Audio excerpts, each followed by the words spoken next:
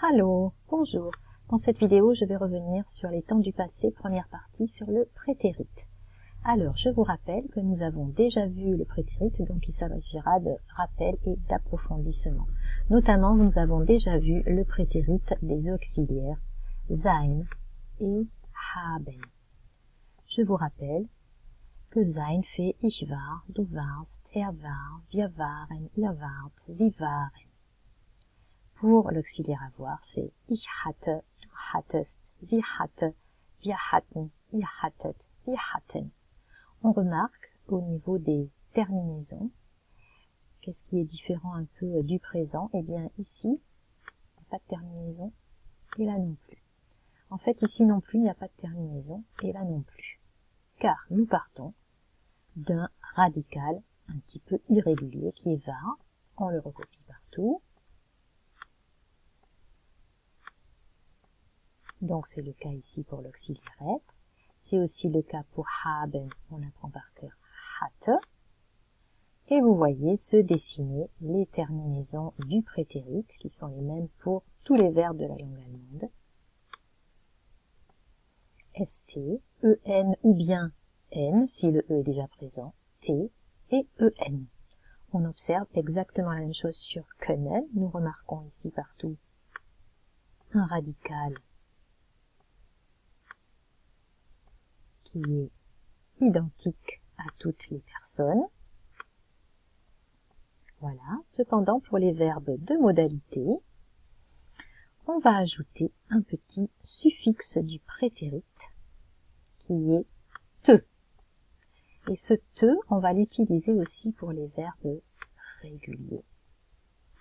Donc si j'observe cette façon de fonctionner, je retrouve à nouveau les fameuses terminaisons ST, N, T, N. D'accord? Donc on voit ici absolument les mêmes terminaisons. Ce qui change, c'est le radical. Ici, on ne peut pas l'inventer. Pour les auxiliaires, il faut le savoir par cœur. Pour les verbes de modalité aussi, ils sont 6, on les apprend par cœur, parce qu'il n'y a pas de régularité véritablement.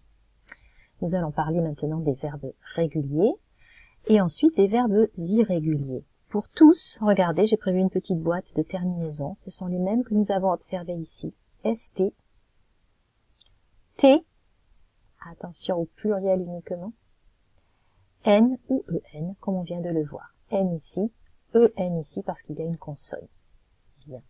Donc je vais faire avec vous la conjugaison d'un verbe régulier. Comme au présent, nous prenons le radical de l'infinitif, c'est-à-dire qu'on lui enlève EN. Träumen. On le recopie à toutes les personnes.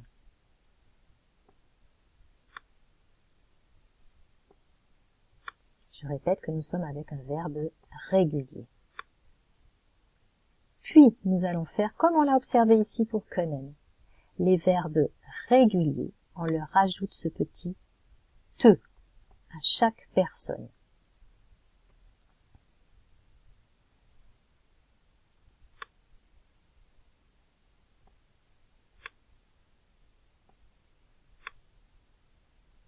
Et c'est ce qui, à l'oral comme à l'écrit, permet à l'allemand d'entendre qu'on parle au passé.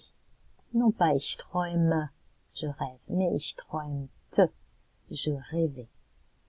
Et ensuite, nous allons rajouter les terminaisons. On a vu ici qu'il n'y en a pas pour ich. Pour du, c'est la même que d'habitude. ST. Donc ça nous fait ich träumte, du träumtest, er träumte. Si vous vous rappelez ici sur la gauche, on a vu il n'y a pas de terminaison. Là non plus. Donc on n'en met pas non plus. Wir, comme d'habitude, comme au présent. Ici, on va rajouter juste N parce qu'on a le E justement du petit suffixe te. Wir träumten. Deuxième personne du pluriel, c'est là qu'on met le T. Ihr träumtet. Und sie träumten. Voilà, là nous sommes au prétérit, c'est le passé, donc l'imparfait ou le passé simple du verbe rêver, träumen. Voyons maintenant comment ça se passe pour les verbes irréguliers. Comme en anglais, vous allez avoir à les apprendre par cœur à un moment de votre scolarité, une certaine liste. Et vous allez apprendre que sehen au prétérit fait ça. Une fois que vous aurez appris cette petite forme, c'est très pratique, car ça, c'est celle que vous allez recopier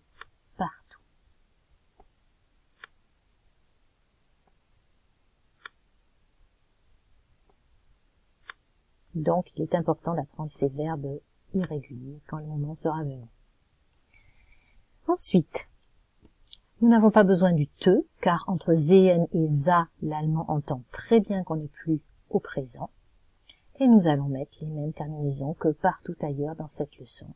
Première personne, on ajoute rien du tout. Ich sah. Du sahst. St. Er, sie, es, attention, on n'est pas au présent. Il n'y a pas de terminaison. Wir sahen.